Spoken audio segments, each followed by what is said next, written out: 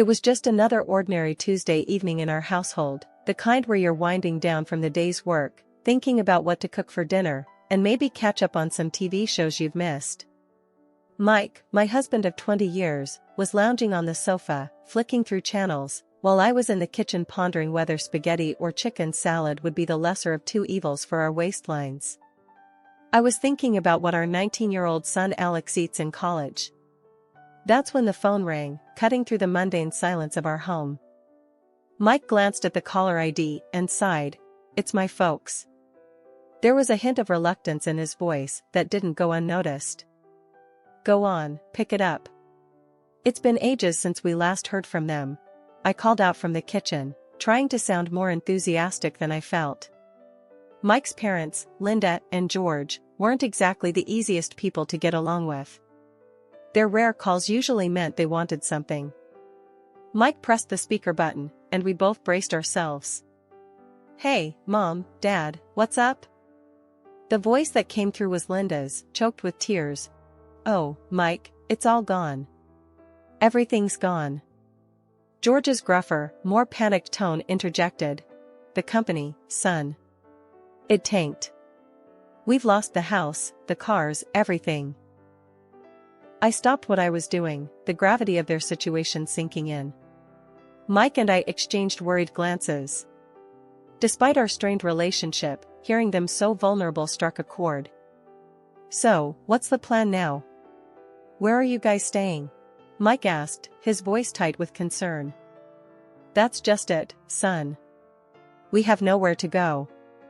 We were hoping, maybe, we could come stay with you and Karine for a while." Linda's voice was hopeful, yet hesitant. Mike ran a hand through his hair, a clear sign he was stressed. "Well, you know the house is actually Karine's, left to her by her grandma. I gotta talk to her about it." I knew what was coming next. As much as Linda and George could be a handful, they were still his parents. Turning them away wasn't an option, not really. I walked into the living room, taking the phone from Mike. "Linda, George, listen, we can figure something out. But it's only temporary, okay? Just until you get back on your feet." "Oh, thank you, dear. You're a lifesaver. We won't be any trouble, promise," Linda gushed, relief evident in her voice. After we hung up, Mike slumped back on the couch, a mix of emotions playing across his face. "Babe, you sure about this? You know how they are. Always looking down on our lifestyle, expecting the moon." I sighed, sitting next to him, taking his hand. I know. But they're your folks. What else can we do? We'll set some ground rules. Make it clear it's just for a few months." Mike nodded, looking somewhat relieved but still anxious. "They mentioned bringing some things. I hope it's not their entire house." The morning Linda and George were due to arrive felt like the calm before the storm. Mike and I had been up since dawn, double-checking every room to ensure everything was as comfortable as possible. Our attempt to bring some order before the inevitable chaos. "Karine, do you think they'll like the setup in their room?" Mike asked for what felt like the 10th time, his forehead creased with worry. I shrugged, adjusting a pillow for the umpteenth time. "They'll have to. It's not the Ritz, but it's the best we can do." The sound of engines rumbling down our street cut our conversation short. We exchanged a look that said, "Here we go," and made our way to the front door. As we stepped outside, two massive moving trucks pulled up, blocking our driveway. Jesus, did they bring the whole house? I muttered under my breath as Mike squeezed my hand, a silent plea for patience. Linda and George emerged from a sleek rental car, looking every bit the displaced royalty. Linda, with her fur coat draped over her shoulders despite the mild weather, and George, in a suit that looked too formal for our quiet, suburban street. "Karine, Mike. Oh, how we've missed you!" Linda exclaimed, embracing me with a force that nearly knocked the wind out of me. "Good to see you, Mom, Dad," Mike managed, his voice tight as he accepted their hugs. As the movers began unloading, the sheer volume of some things they'd mentioned became horrifyingly clear. Furniture, boxes, more boxes, and endless bags started piling up in our driveway. Mike and I helped direct the movers, but it quickly became apparent that our house was not prepared for the influx. Every room on the ground floor was soon crowded with their belongings, leaving just narrow paths to navigate through. As the movers left, George clapped his hands together, looking pleased. "Well, this feels homier already, doesn't it?" That evening, after a day of moving and rearranging, we sat down for dinner. The air was thick with tension, an uncomfortable blend of gratitude and resentment simmering just below the surface. "So, Corinne, this spaghetti is interesting," Linda remarked, poking at her plate with a fork as if she expected it to bite back. "It's a family recipe," I replied, trying to keep my voice even. "Simple but good." Was all she said, but her expression spoke volumes. Mike, sensing my growing frustration, jumped in. "Mom, Dad, we're really glad we could help out in your time of need. But we need to remember we're all in this together. It's going to be a bit of an adjustment for everyone." The conversation stumbled along, a clumsy dance around the obvious elephants in the room. After dinner, as we were clearing the table, Mike pulled me aside. "Corinne, this is going to be harder than we thought," he whispered, his eyes filled with concern. I sighed, leaning into him. "We knew it wouldn't be easy. But we'll make it work. Somehow." The initial excitement of Linda and George's arrival quickly faded, replaced by the daily grind and growing tensions. It wasn't long before their true colors started to show, and with it, the first of many demands. One morning, barely a week into their stay, I was in the kitchen whipping up what I considered a decent breakfast: scrambled eggs, toast, and some fresh fruit on the side. Simple, yet filling. That's when Linda strolled in, a look of disdain plastered across her face as she eyed the plates on the counter. "Corinne, darling, is this what you call breakfast?" she asked, her voice dripping with condescension. I turned, forcing a smile. "It's what we usually have. Keeps us going until lunch." Linda scoffed, waving her hand dismissively. No, this won't do at all. Back in our house, we had freshly squeezed orange juice, croissants, and sometimes even smoked salmon for breakfast. You must try a bit harder, dear." I felt a knot form in my stomach, frustration bubbling up. "Linda, you know we're not living in luxury here. This is what we eat. If you'd like something else, you're welcome to make it." The rest of the meal passed in awkward silence, the air thick with unspoken words. Mike caught my eye, giving me a sympathetic look that said he'd handle it later. But breakfast was just the beginning. Later that week, George approached me as I was sorting the laundry, a list in hand. "Corinne, we need to talk about the groceries. This list here," he said, waving the paper in front of me, "is what Linda and I usually enjoy. We've been very accommodating, but it's time we return to some semblance of our normal lifestyle." I took the list, my eyes widening as I scanned the items. Marbled steaks, exotic fruits, imported cheeses. The price of these items would blow our grocery budget out of the water. "George, you do realize we're on a budget, right? We can't afford these things on a regular basis." He frowned, crossing his arms. "Well, you'll just have to make do, won't you? We can't be expected to live like this. It's beneath us." I was at a loss for words. The audacity of their demands, their complete disregard for our situation, it was all too much. That night, I vented to Mike, my patience wearing thin. He promised he would talk to them. But talking seemed to do little good. Linda and George remained firmly planted in their bubble of entitlement, making life increasingly difficult for us. The breaking point came when Linda refused to eat the chicken casserole I had prepared for dinner, calling it peasant food. She demanded we order takeout from a pricey restaurant instead. "Listen, Linda, we're doing our best here," I snapped, my patience finally gone. "This is what we're having. If you don't like it, then I'm sorry, but that's just too bad." Her face went red, and for a moment, I thought she might actually explode. This is no way to treat your guests, Karine. We are your elders, and you should be showing us more respect. Mike stepped in, his tone firm. Mom, Dad, you're not guests. You're living here because you have nowhere else to go. Karine's right. We can't afford to eat out or buy expensive groceries. You need to respect that this is our home and our rules. The conversation ended with Linda storming off to her room, George following closely behind, muttering about ungrateful children. A whole month had gone by since Linda and George turned our lives upside down. It started with them making a scene at breakfast one morning, both of them clutching their stomachs and making a big show of how our average food was wreaking havoc on their digestion. This bread, it's like eating cardboard. And don't get me started on the eggs. My stomach's been in knots. Linda complained, her voice teetering between a whine and a demand. George chimed in with a groan, I haven't felt right since we got here. We need proper food, not this peasant fare. Feeling cornered and wanting to keep the peace, I caved. I started buying the fanciest groceries I could find for them, while Mike and I resorted to fast food just to save on costs. Fast forward a month, and I'm sitting at the kitchen table, receipts scattered in front of me. My heart sank as I tallied up the numbers. We were spending double on groceries compared to before Linda and George's arrival.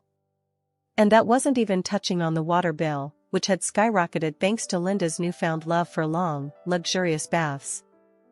Enough was enough. That evening, as I served dinner, the contrast couldn't have been starker.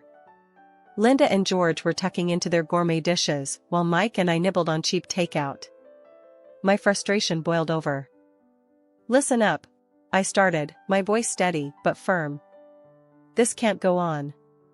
We're blowing through our budget trying to cater to your tastes. From now on, we're all eating the same food. No more special treatment. Linda looked up, her fork paused midair. You can't be serious. This food is the only thing keeping our health from plummeting in this hovel. George nodded in agreement. Exactly. You expect us to eat fast food? That's absurd. You're being incredibly selfish and lazy, Karine. Their words stung, but I was past caring about their opinions. Before I could retort, Mike slammed his fist down on the table, a rare show of anger from him. That's enough, he barked. You're living under our roof, in Karine's house. You will show her respect. She's been bending over backward to accommodate you, and this is how you repay her? No more. Either you start eating what we provide, or you can find somewhere else to live. The room went silent, the tension thick enough to cut with a knife. Linda and George exchanged a look, then silently returned to their meal. The day after the big blow-up, things escalated in a way I couldn't have imagined. It started with a knock at the door, mid-morning. I was in the middle of tidying up the living room, Mike having gone out to run some errands. The delivery guy, a young lad probably in his early 20s, stood there with a smirk, holding a stack of fancy-looking food boxes. Delivery for Karine, he announced, thrusting the boxes into my arms before I could even open my mouth. Confused, I stared down at the assortment of gourmet meals, the kind that cost an arm and a leg from the high-end place downtown. There's been some mistake. I didn't order this. Just then, Linda breezed in, a smug smile on her face. Oh, those are for us. I couldn't stomach another day of that dreadful food you've been serving. I was flabbergasted. And how do you plan on paying for this? I asked, trying to keep my cool. Linda waved a dismissive hand. Oh, don't worry, dear. It's on you. Consider it a thank you for our stay. Fury bubbled up inside me, but before I could confront her further, the phone rang. It was Mike, checking in. I quickly explained the situation, my voice shaking with anger. Stay calm. I'll handle it when I get back, he said, his tone tight with frustration. But staying calm was easier said than done. By the time Mike got back, Linda and George had made themselves comfortable, devouring their expensive meals with relish while I fumed silently. That evening, Mike and I sat them down for another talk. This time, the gloves were off. "Mom, Dad, this has got to stop," Mike began, his voice low but firm. "You can't just order expensive meals on our dime. It's not right." George scoffed, leaning back in his chair. "Oh, please.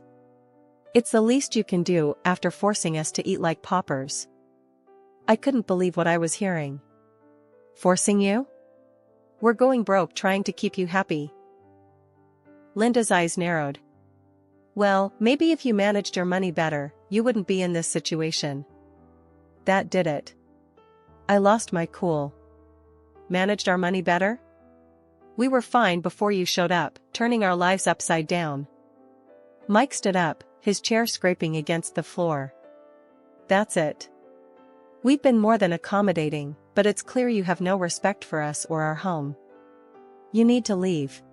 Their reaction was immediate and explosive. Linda started crying, wailing about how ungrateful we were, while George shouted threats about telling everyone how horribly we'd treated them. The argument raged on, voices raised, accusations flying. It was a mess. In the end, Linda and George stormed off to their room, slamming the door behind them. After the debacle with the gourmet food delivery, things went from bad to unbearable. Linda and George's entitlement had reached new heights, and Mike and I were at our wits' end.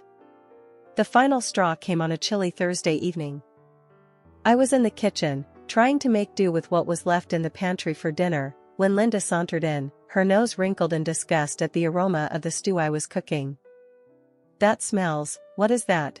she asked, her tone dripping with disdain. "It's beef stew." "It's what's for dinner," I replied, keeping my focus on the pot to avoid snapping at her. Linda made a show of gagging. "I can't possibly eat that."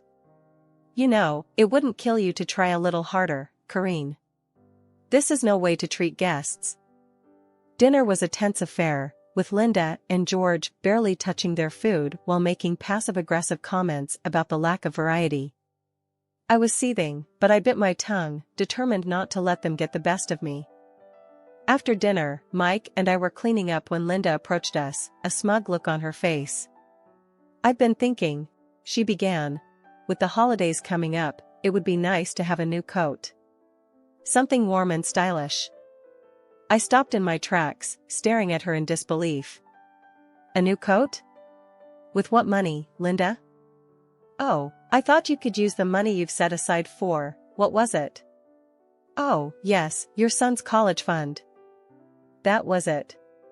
The last straw. Without hesitation, I picked up the phone and called the one person I knew could turn the tide, my grandmother. Gran, despite her age and residing in a nursing home, had always been the matriarch of our family, her word law. After I spilled out the whole sorry saga, she huffed in disbelief. "This nonsense has gone on long enough," Gran declared, her voice crackling with resolve over the phone. "I'm coming to stay for a bit. We'll sort this mess out together." True to her word, a couple of days later, Gran arrived, wheelchair and all, ready to reclaim her territory. As she rolled into the living room, commandeering the space with her presence, Linda and George looked on in shock. "I'll be staying on the ground floor," Gran announced, scanning the room filled with Linda and George's belongings. "So, all this," she waved a dismissive hand around, "needs to go upstairs." Linda's face turned a shade of red I didn't know was possible. "You can't just come in and demand." Gran cut her off with a look that could freeze lava. "This house? It's still mine. Corinne and Mike are here because I allow it. And that means I can kick you out whenever I please." The threat hung in the air, heavy and undeniable. Within hours, Linda and George were scrambling to call movers, their complaints and protests drowned out by Gran's unwavering stance. As their furniture and countless boxes were hauled up the stairs, Gran turned to me, a twinkle in her eye. "Now, let's see if they still feel entitled to steak dinners and new coats." Gran's strategic maneuvering had just begun to unfold in our household.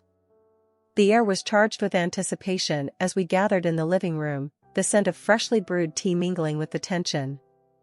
"Now," Gran began, her voice steady, we need to address the matter of rent."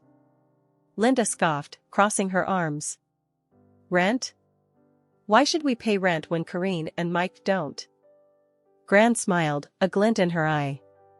"Corinne and Mike live here under my grace. They contribute to the household in many ways. But you two," she paused, her gaze sharpening, "have been living off their generosity without giving much in return. I think a rent of $4,000 a month would be appropriate." George's face went ashen. $4,000? That's outrageous. We're retired, we don't have that kind of money. Gran leaned forward, her expression unyielding. "Considering the lavish meals and the luxurious lifestyle you seem accustomed to, I'd say you can afford it." Linda, her voice trembling with indignation, turned to me. "Corinne, surely you don't agree with this extortion?" Before I could reply, Gran interjected. "It's not extortion, Linda. It's about fairness. But I'm willing to negotiate." She paused, a sly smile playing on her lips. "If you're willing to help take care of me during your stay, push my wheelchair around, make breakfast, help with my bath, I might consider reducing the rent." The suggestion hung in the air, heavy and unappealing to Linda and George, who exchanged a look of utter disbelief. George, ever the pragmatist, asked, "And how much would this assistance reduce the rent?" Gran tapped her chin, pretending to ponder. "Let's say, down to $2,000, provided the help is substantial and consistent."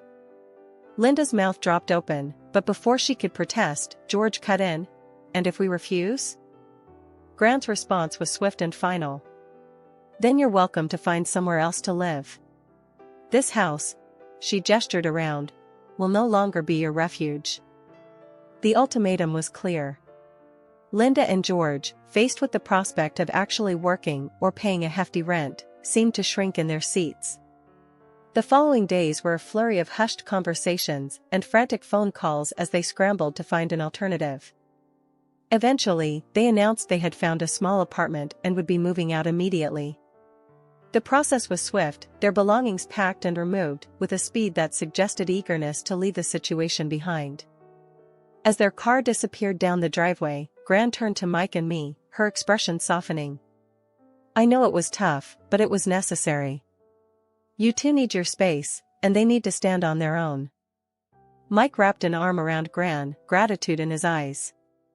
"Gran, you've done more for us than we could ever repay. Thank you."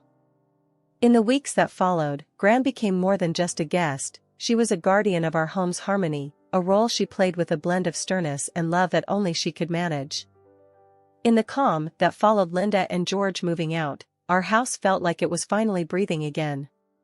Gran, Mike, and I gathered in the living room one night, the gentle hum of the evening wrapping around us, making the space feel sacred after the storm we'd weathered. Breaking the quiet, Gran's tone turned playful.